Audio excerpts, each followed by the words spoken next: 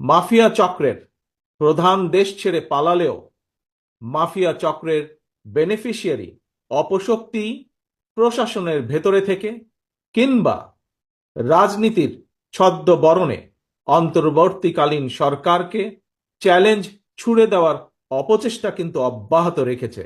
কিন্তু এটি আমাদের প্রত্যেককে মনে রাখতে হবে, এই সরকারের ব্যর্থতা আমাদের সকলের ব্যর্থতা, বাংলাদেশের পক্ষের গণতান্ত্রিকামী জনগণের ব্যর্থতা। সুতরাং এই অন্তর্বর্তীকালীন সরকারকে কোনোভাবেই ব্যর্থ হতে দেওয়া যাবে না।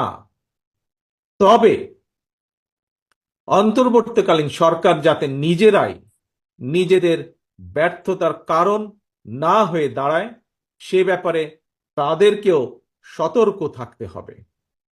5ই আগস্টের পতিত স্বৈরাচারের বেপরোয়া দুর্নীতি আর লুটপাটের কারণে বাংলাদেশের বৈদেশিক ঋণ বর্তমানে $100 বিলিয়ন বেশি ছাড়িয়েছে। বাংলাদেশে আজ যে শিশুটি জন্ম নিয়েছে কোনো কারণ ছাড়াই, সেই নিষ্পাপ শিশুটিরও মাথাপিছু ঋণ কমপক্ষে $1.5 লক্ষ।